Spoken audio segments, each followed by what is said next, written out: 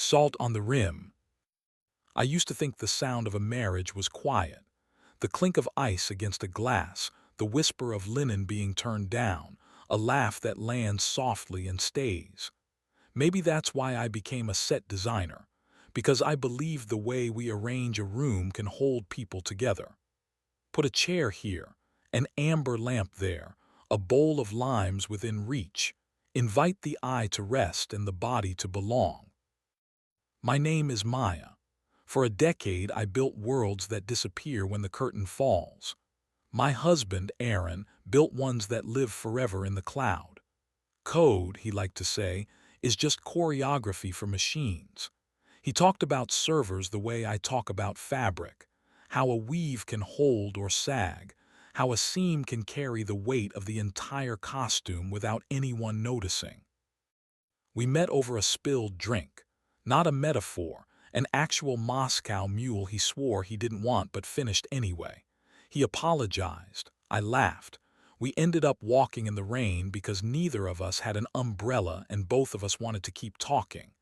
We married 2 years later on a rooftop with paper lanterns and a trio of violinists who kept missing the same note in Moon River. It didn't matter. We were the melody. For a long time we moved like one mind. He would finish the sentence I was building in tape on the floor. I would finish the line of code he'd abandoned in the margin of a napkin. When the world turned frightening or loud, he built us playlists and I built us dinners. If there is a religion of ordinary days, we were devout. The first crack didn't sound like glass. It sounded like a ping, a notification on my phone that a device connected to our shared account.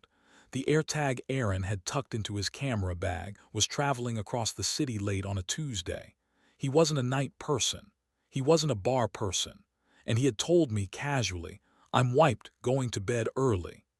The blue dot on the map stopped at a boutique hotel near the river, the one with brass elevators and jungle wallpaper.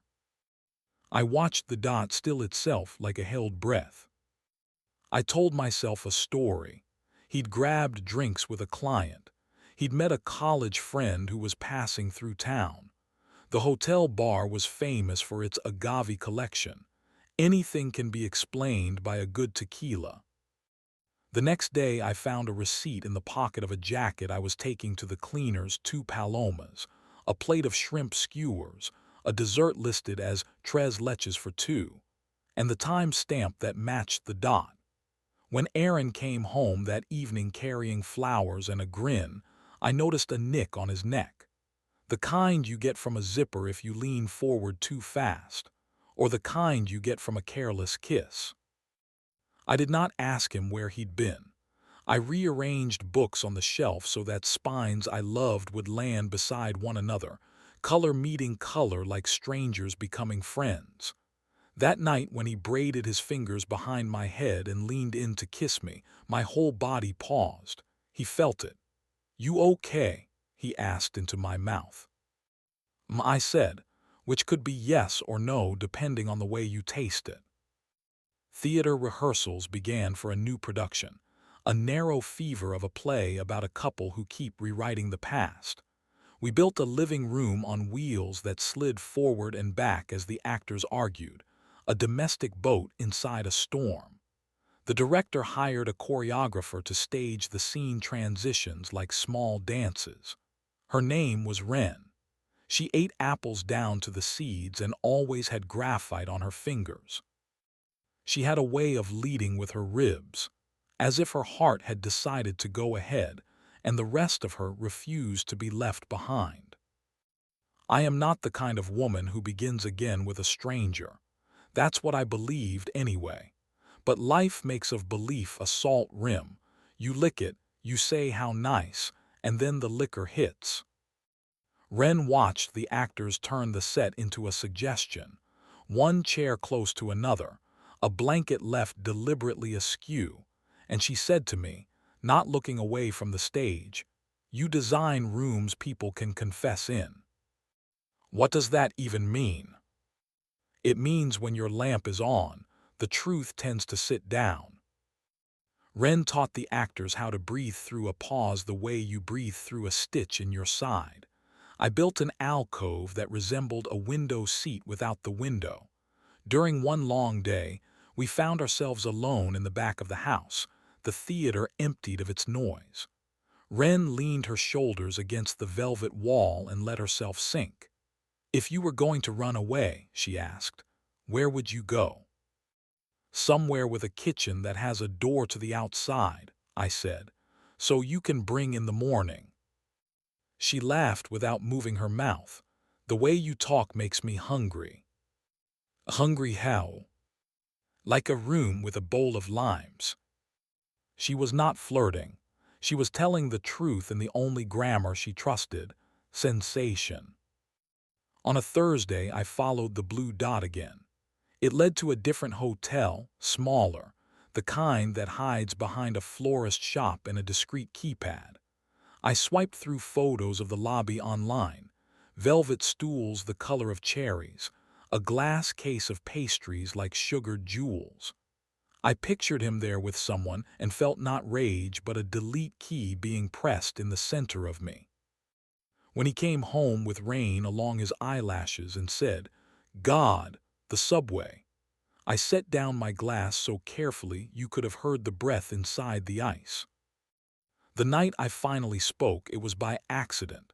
We were in bed reading. I was not reading. I said, "How's the agave collection at the Harlow?" He blinked like I'd mispronounced a word. "What?" I showed him the receipt. He said, "Oh," and then he said nothing, and then, "You're tracking me." Not the words of an innocent man, but the words of a man who would like to change the subject. "I'm tracking our shared devices, Aaron. The little coin you put in your bag in case someone steals it. It told me where you were, and where you were." He sat up, closed the book. "It's not what you think." "What do I think?" I asked, genuinely curious which version of me he decided to inhabit. "That I'm unhappy," he said, which was not a lie but not the truth I was asking for. He added, "I didn't plan." "Nobody plans to lie for sport," I said. "What's her name?" He turned away. The lamp made a circle of light behind his ear. He said, "It doesn't matter." "Of course it matters. Names turn the abstract into a door, which you have been closing in my face."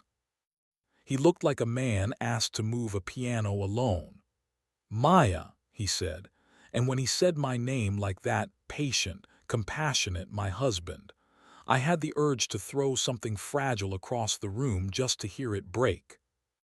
Instead, I got out of bed, pulled on a sweater, and walked down the block to the all-night bodega that sells flowers for people who want to apologize at 2 in the morning. I didn't buy flowers. I stood under the awning and watched the rain skip sideways in the streetlight and felt, for the first time in months, the ground beneath my feet. A good set designer knows when a floor won't hold. She braces. She builds in a secret beam. She keeps the line of sight clean, so the audience forgets how much work it takes to keep a living room upright. When I got home, Aaron had fallen asleep with the lamp on. I turned off the light, stood in the doorway, and counted the seconds it took for my eyes to adjust to a room I had decorated with the wrong story.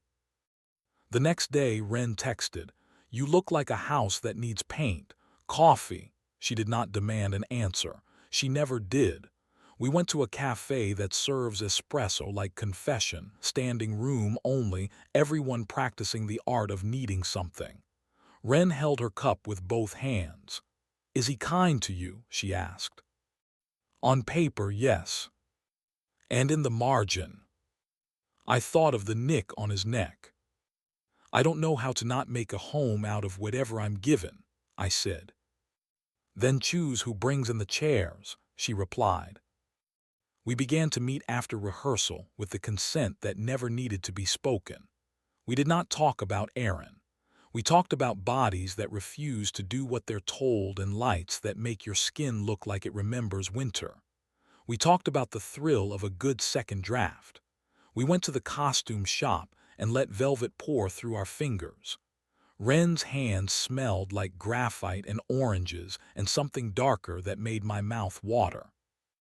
I started wearing lipstick again, not because anyone was looking, but because I enjoyed the quiet ritual of coloring in a boundary of myself. I told Aaron I wanted space. He moved to the guest room without asking why, as if he'd been waiting for directions he could finally follow. He cooked on weekends and wiped the counters so obsessively the granite gleamed like a lake. He sent me links to houseplants that cleaned the air. He smiled at my jokes with the effort of a man lifting weights. The guilt in his gaze was a kind of sexless intimacy. I wanted a different intimacy. One evening, alone in the theater after a run-through that left the actors raw, Ren and I wandered onto the set. The living room looked smaller without them inside it, like a coat on a hanger. She climbed into the window seat and tucked her knees under her chin. You ever want to disappear inside your own work? All the time, I said. That's how the work wins. She looked at me. Not the way you look at an actor you're fixing, but the way you look at a room you'd like to sleep in. Show me the kitchen you would design for yourself if nobody else ever needed a spoon. I led her onto the stage-right platform where we'd built a galley kitchen. It had a sink that didn't turn on, a fridge that didn't open, and a counter at the exact height of my hips because I am a tyrant about ergonomics even when the faucet is fake. Here, I said, tapping the counter. This is where the lemons are. Here the knife falls asleep because it got to cut something ripe. Here the radio plays an old soul song that doesn't belong to anyone in particular. And here, Ren asked, sliding closer, her palm on the laminate that pretended to be marble, her shoulder brushing mine like an argument she was tired of winning. Here, I said, someone stands and watches me, not like a guard and not like an audience, but like a person who is willing to let me take my time. She moved her hand to my wrist. And what do you do while you're being watched? I didn't answer with words. I turned, stood between her and the sink that wasn't a sink, and leaned in until I could feel the warmth of her mouth even before it touched me. The first kiss was a question mark. The second an underline. The third a sentence we wrote together with our eyes closed. I tasted graphite and oranges and the part of her I had been pretending not to crave, the steadiness. Her fingertips on my lower back were patient, persuasive, a kind of punctuation that said, "Here is where you breathe." We did not undress. We did not have to. We kissed again like people who had been good for too long. The theater around us listened and kept our secret the way old buildings do. When we pulled apart, she smiled with her eyes. "I am not a solution," she said. "I am not a problem," I answered. We agreed to move carefully, and then we didn't, not always. In her apartment there were plants that looked like deliberate messes, and a mirror that made anyone standing in front of it more honest than they meant to be. She hung her jackets on a row of pegs at the front door and dropped her keys in a ceramic bowl that sounded like a bell. She kissed me in the kitchen while water boiled for pasta. She kissed me on the couch with our legs tangled until the cat came to sit in the empty space and looked offended. She kissed me like a woman who had learned the tempos of other people's bodies in order to hear her own more clearly. I learned the geography of her shoulder blades and the certainty of her laughter. There is an erotic charge to the everyday touches that no bedroom can rival. The hand that steadies a pot, the wrist that lifts a window, the mouth that pauses for a taste and goes back to speaking because conversation is its own hunger. We kept our clothes on often because some desires prefer the friction of fabric, the suggestion of a thing just out of reach. Some nights we reached anyway, and our bodies did what bodies do when trust is present. We were not pornographic, we were precise. A nip at the curve where neck becomes shoulder. The slow exploration of the inside of a wrist with lips that know how to listen. Hands that memorize, then repeat, then innovate. Skin answering skin like harmony. It would be so clean to say I left Aaron and walked straight into a better story. But endings are not doors, they're hallways with bad lighting. He asked to talk. I agreed. We sat at the dining table, the one we picked because it was large enough to hold a puzzle that nobody would finish, and I said I had kissed someone. He said he had slept with someone. We were even and not. I said her name, Ren. He said the other woman's name, Layla. It sounded like a wave that never learns where to break. "What do you want?" he asked, the first husband question that matters. "I want to live in a house where the truth can walk around without bumping into things," I said. "I want to cook with the back door open.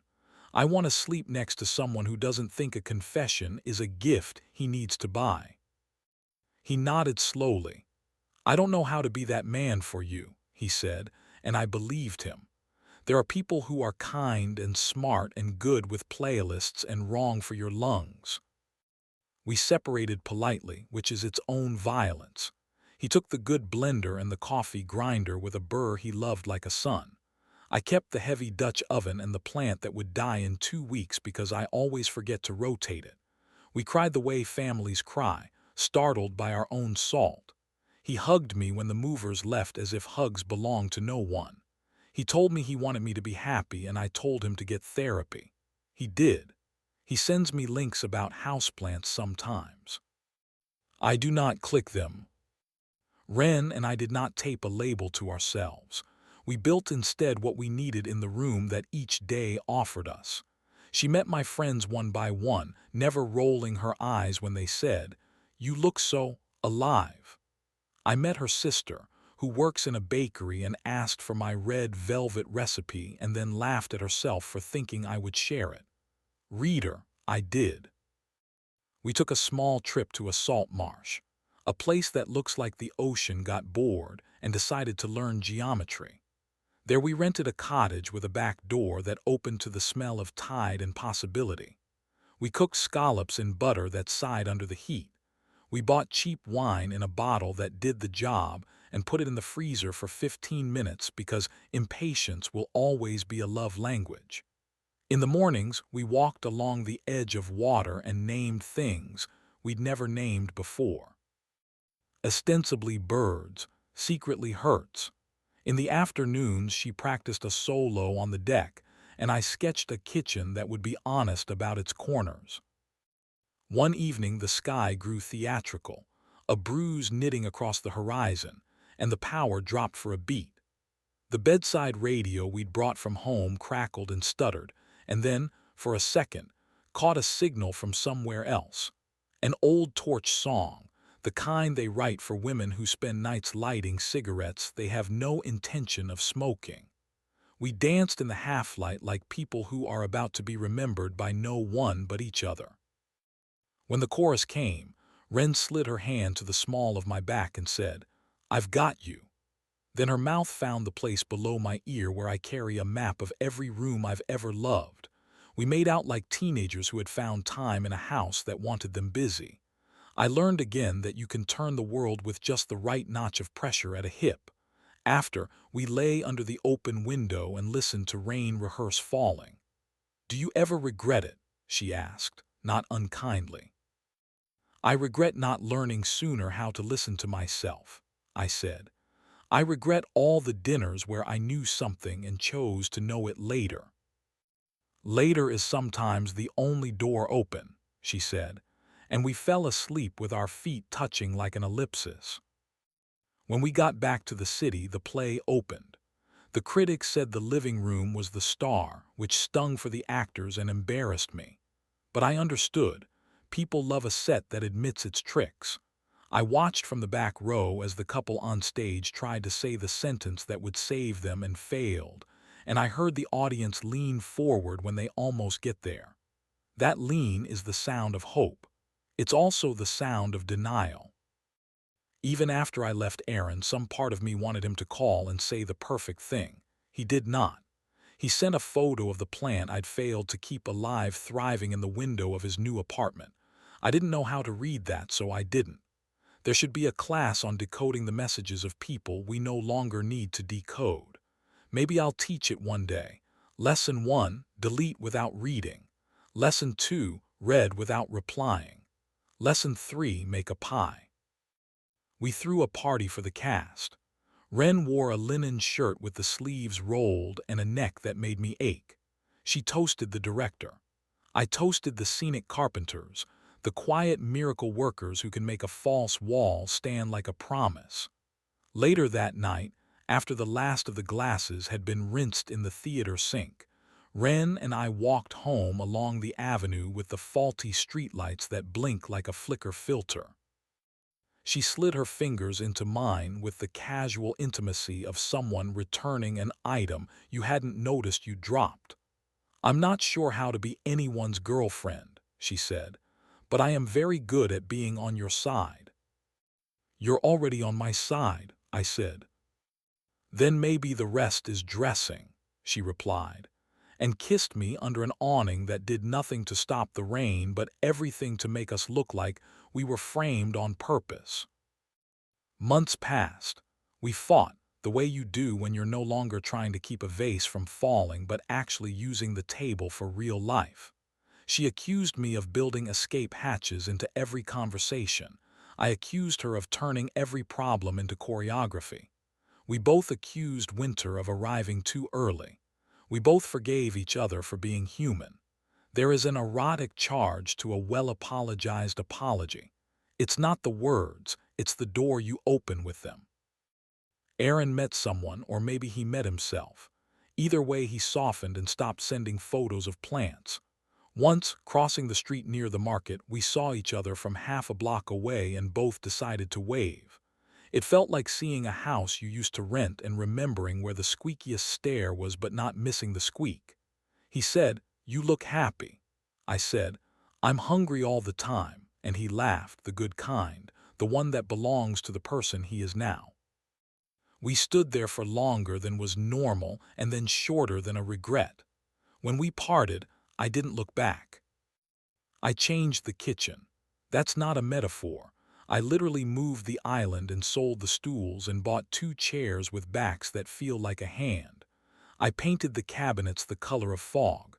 I left a bowl of limes on the counter because some promises you make to yourself are holy. Wren taught me to salt the rim of a glass with 1 pass instead of 3. I taught her how to make a vinaigrette that doesn't split. We collected knives the way some couples collect stories, slowly, carefully, using them often so they become what they are meant to be. She followed me to flea markets and never said no when I held up a lamp and said, "This one could save a life." I followed her to shows in black box theaters where the floor shook and the dancers made miracles out of nothing but muscle and air. Sometimes I wake to find her watching me, not like a guard and not like an audience, but like somebody letting me take my time. On those mornings, we do not rush. We breathe in a key that matches the coffee. We let our knees find the same country. We kiss in the kind of quiet that only belongs to people who have survived the rooms that tried to shush them. You want me to tell you what happened to the woman from the hotel, to Layla, the wave that never learned where to break? Here is what I know. She wrote me once an email with an apology dense as bread. She said she hadn't known, then she had known, then she hadn't known how to stop what knowing had started. She said she was sorry for the hurt and grateful for the light. I did not reply, not because I'm cruel, because some apologies are not for keeping. They're for teaching you which shelf to stop dusting. You might also want me to tell you whether what I did with Wren is the same as what Aaron did with Leela. It isn't a math problem. It happened after the marriage had slipped and before we had admitted it out loud. It happened because my hands remembered a truth my mouth was too kind to say. It happened because the body knows which door is the exit long before the head stops sketching a better map. If that makes me a villain in someone else's story, so be it.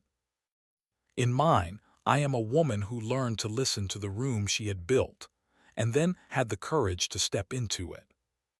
Sometimes I think about the moment at the bodega, rain, neon, The idea of buying a bouquet at 2 a.m. because you want a certain kind of forgiveness. And I want to take that version of me by the shoulders and kiss her mouth until she believes me when I say, "You are not a problem to be solved by being delightful." But time does not bend for lectures. It leans for love sometimes. It pauses for a well-placed lamp. If you've read this far, I imagine you are building or unbuilding your own room. Maybe you found a receipt with a dessert for two when you only ordered one. Maybe your blue dot on a map is standing very still at a place you wish it had the decency to avoid. Maybe you've already kissed someone at a counter that pretended to be marble. Here's the only advice I can give that isn't a lie. Bring a bowl of limes into whatever space you're in. Not because tequila fixes anything, because zest does. Because a bright, honest acid can cut through heavy sauces and save a meal. Because hands that curl around fruit remember strength. Because you deserve to reach for something sharp and find it friendly. Tonight the back door is open. The radio sighs an old soul song that belongs to nobody in particular. Ren is pinning a note to the corkboard that says "Buy peaches," and below it in smaller letters and time. I'm at the counter, knife asleep and then awake, cutting wedges for a drink that asks for nothing but attention. When she comes to kiss the place below my ear where I carry a map of every room I've ever loved, I lean into the kiss so the map can fold. We are not a better story. We are simply the one that is true. And truth, more than anything, is what makes a house a home. The kind with a door to the outside, so you can bring in the morning, and a window that lets the night know you are not afraid. If you're tempted to text me now and ask, "But what exactly did you do?" trust that I've told you everything that matters. The rest is dressing. The rest is choreography. The rest is the salt on the rim.